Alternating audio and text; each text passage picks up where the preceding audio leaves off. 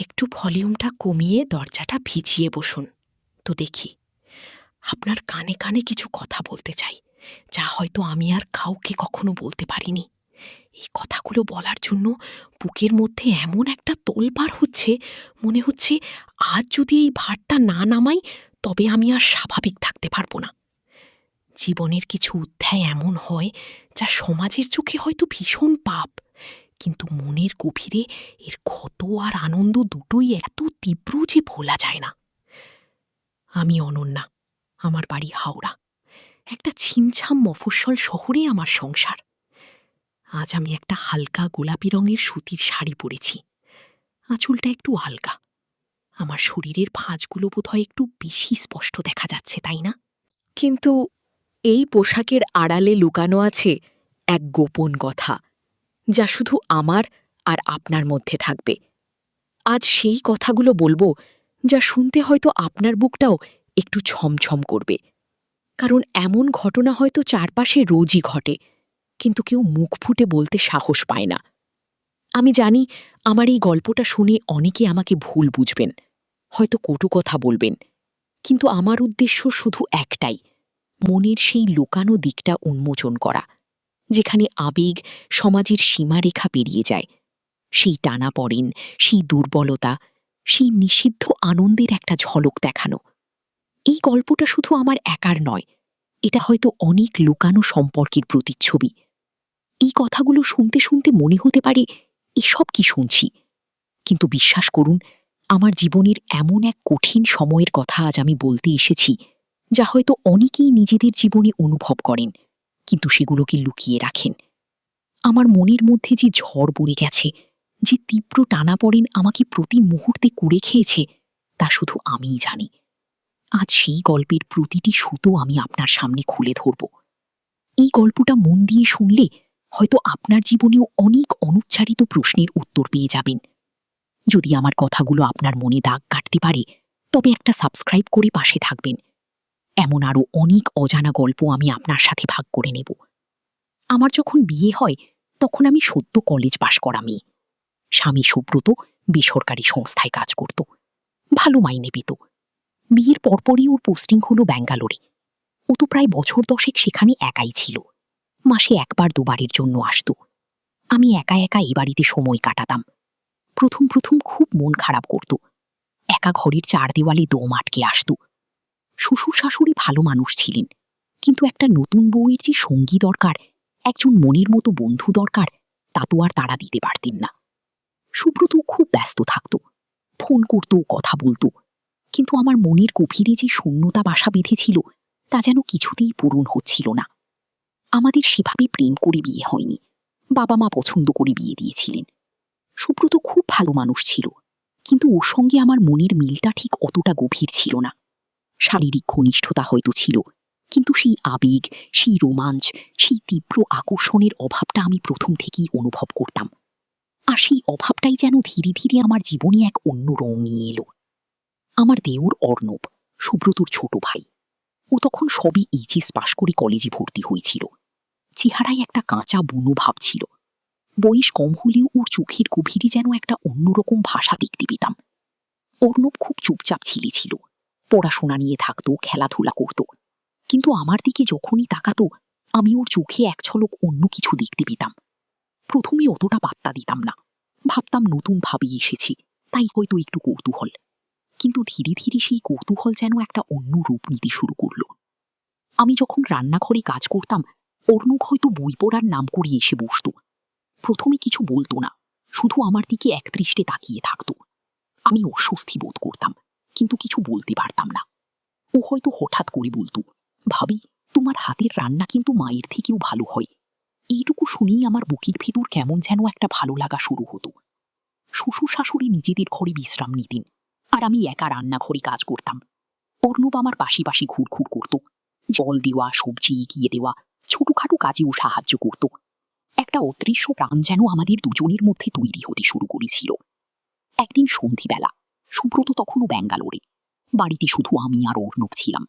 শ্বশুর শাশুড়ি পাশের গ্রামে এক আত্মীয়ের বাড়িতে গিয়েছিলেন। কারেন্ট চলে গেল, লোডশেডিং, পুরো বাড়ি অন্ধকার। আমি ভয়ে সিঁথিয়ে গিয়েছিলাম। মোমবাতি খুঁজতে গিয়ে দেখি অর্ণব আগেই টর্চ হাতে আমার সামনে এসে দাঁড়িয়েছে। টর্চের আলোটা আমার মুখে পড়ছিল, আর ওর মুখটা অন্ধকারের আড়ালে। আমি ভয়ে ওর হাতটা ধরে ফেলেছিলাম। ওর হাতটা খুব নরম ছিল, কিন্তু একটা অচেনা উষ্ণতা আমার সারা শরীরে ছড়িয়ে গেল। অর্ণব আমার হাতটা ধরেই রাখল। আমি কিছু বললাম না। ও আস্তে করে বলল, ভাবি, ভয় পাচ্ছ না তো? আমি তো আছি। ওর গলার স্বরটা শুনে আমার কেমন যেন লেগেছিল। আমি হাত ছাড়াতে চেয়েও পারিনি। ও আমার একদম কাছে এসে দাঁড়িয়েছিল। ওর শ্বাস প্রশ্বাস আমি অনুভব করতে পারছিলাম। অন্ধকার ঘরের সেই নির্জনতা, অর্ণবের উপস্থিতি আর ওর উষ্ণ হাতের ছোঁয়া, সব মিলেমিশে এক অদ্ভুত অনুভূতি হচ্ছিল। পরের দিন থেকে অর্ণবের আচরণে আরও পরিবর্তন এলো।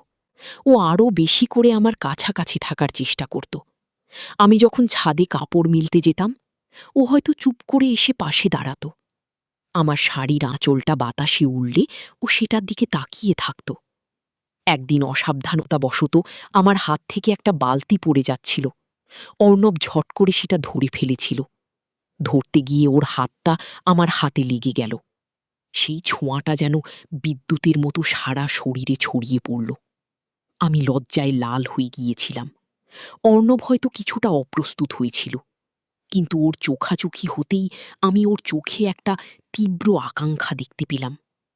আমার নিজের মধ্যেও একটা লুকানো পুলক অনুভব করলাম, যা ছিল নিষিদ্ধ, যা ছিল পাপের পথ। আমার স্বামী সুব্রত যখন আসত, তখন অর্ণব বেশ স্বাভাবিক থাকত, কিন্তু যেই ও চলে যেত, অর্ণবের সেই লুকানো আকর্ষণটা আবার জেগে উঠত। আমি ওর চোখ এড়িয়ে চলতে চেষ্টা করতাম, কিন্তু পারতাম না। ওর চোখের ভাষা, ওর স্পর্শের আকাঙ্ক্ষা, সব যেন আমাকে ক্রমশ টেনে নিচ্ছিল এক অন্য পথে। আমার মনের দুর্বলতার সুযোগটা অর্ণব হয়তো নিচ্ছিল, কিংবা হয়তো আমার নিজেরও সেই দুর্বলতা ছিল বলেই আমি ওর প্রতি ক্রমশ আকৃষ্ট হচ্ছিলাম। রাতের বেলা যখন সবাই ঘুমিয়ে পড়ত, আমি বিছানায় এপাশ ওপাশ করতাম। সুব্রতর অভাবটা তখন আরও বেশি করে অনুভূত হতো। সেই সময় অর্ণবের মুখটা আমার মনে ভেসে উঠত। ও সেই চাহনি, সেই স্পর্শ, সব যেন আমাকে উন্মনা করে দিত। একদিন মাঝরাতে আমি জল খেতে রান্নাঘরের দিকে যাচ্ছিলাম। দেখি অর্ণব তখন ঘুম থেকে উঠে বারান্দায় দাঁড়িয়ে আছে। চাঁদের আলোয় ওর মুখটা কেমন যেন বিষণ্ণ দেখাচ্ছিল। আমাকে দেখেও চমকে উঠল। আমি বললাম, ঘুম আসছে না? ও মাথা নাড়ল। আমি চুপ করে ওর পাশে গিয়ে দাঁড়ালাম। দুজনেই কিছু বলছিলাম না, শুধু নিঃশ্বাসের শব্দ আর মনের গভীরে বয়ে চলা এক অদৃশ্য স্রোতের শব্দ। অর্ণব হঠাৎ করে আমার দিকে তাকালো। ওর চোখগুলো জলে টলটল করছিল।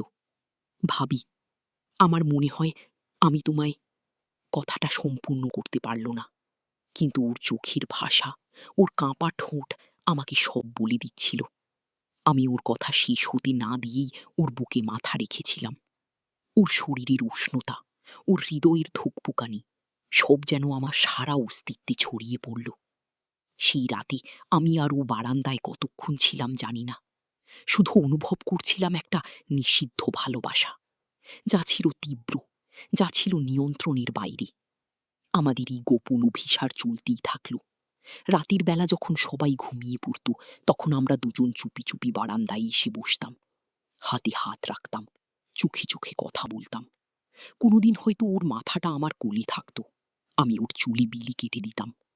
এসবের মধ্যে কোনো নোংরামি ছিল না, ছিল শুধু তীব্র মানসিক আর শারীরিক আকর্ষণ, যা আমরা দুজনেই অনুভব করতাম।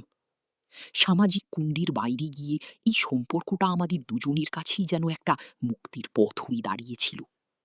অর্ণবের বয়স কম হলেও ও আমাকে যেন সুব্রতর থেকেও বেশি বুঝতে পারত। আমার সব কথা শুনত, আমাকে সান্ত্বনা দিত। আমি ওর মধ্যে আমার হারিয়ে যাওয়া আবেগ আর ভালোবাসার প্রতিফলন দেখতে পেতাম। কিন্তু এই লুকানো সম্পর্কটা আমাদের দুজনকে ভিতরে ভিতরে খুব কুড়ে কুড়ে খাচ্ছিল। একদিকে আনন্দ, অন্যদিকে অপরাধ বোধ। একদিকে মুক্তি, অন্যদিকে ধরা পড়ার ভয়। সুব্রত যখন বাড়ি আসতো, তখন আমি অর্ণবের সামনে যেতে পারতাম না। আমার মনের ভিতরটা তখন দুটুকরো হয়ে যেত। অর্ণব তখন কেমন যেন গুটিয়ে যেত।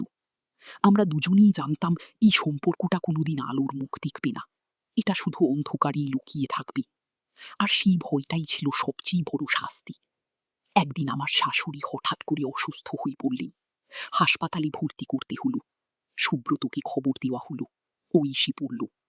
তখন অন্যবার আমি একরকম স্বাভাবিক হবার ভান করে থাকতাম, কিন্তু চোখের আড়ালে আমাদের নীরব চাহনিগুলো একে অপরের কাছে সব কথা বলে দিত। আমার শাশুড়ি সুস্থ হয়ে যখন বাড়ি ফিরলেন, তখন আমি একটা সিদ্ধান্ত নিলাম। এই লুকানো সম্পর্কটা আর চলতে দেওয়া যায় না। এটা আমাদের তিনজনের জীবনই নষ্ট করে দিবে। একদিন রাতে আমি অর্ণবকে ডেকে বললাম, অর্ণব, এটা আর সম্ভব নয়, আমাদের পথ আলাদা। অর্ণব আমার দিকে অসহায় চোখে তাকিয়েছিল। ওর চোখ ভরে উঠেছিল জলে। কেন ভাবি? তুমি কি আমায় ভালোবাসো না? আমি বললাম, ভালোবাসি হয়তো, কিন্তু এই ভালোবাসাটা ভুল। এটা সমাজ মেনে নেবে না। আমরা দুজনেই এই আগুনে পুড়ে ছাই হয়ে যাব। আমি সেদিন খুব কষ্ট পেয়েছিলাম, অর্ণবও খুব কষ্ট পেয়েছিল, কিন্তু আমি জানতাম এটাই ঠিক। এই ধরনের সম্পর্ক সাময়িক আনন্দ দিলেও এর পরিণতি হয় ভয়াবহ। আমি সুব্রতর কাছে ফিরতে শুরু করলাম, ওর প্রতি মন দিতে চেষ্টা করলাম। হয়তো ভালোবাসাটা পুরোপুরি ফিরে আসেনি, কিন্তু দায়িত্ব আর কর্তব্যবোধ দিয়ে সেই শূন্যতা পূরণ করতে চাইলাম। অর্ণব ধীরে ধীরে আমাকে এড়িয়ে চলতে শুরু করল। ওর কলেজ শেষ হল, ও চাকরির জন্য বাইরে চলে গেল। আমাদের জীবন আবার স্বাভাবিক হল, কিন্তু মনের গভীরে সেই গোপন সম্পর্কের স্মৃতিটা রয়ে গেল একটা দাগের মতো। আজও যখন একা থাকি, অর্ণবের মুখটা মনে পড়ে। সেই টান, সেই আবেগ, সেই রাতের কথা মনে পড়ে। কিন্তু আমি জানি, যা হয়েছে তা হয়েছে। মানুষ জীবনে অনেক ভুল করে, অনেক দুর্বল মুহূর্তে অনেক ভুল পথে পা বাড়ায়।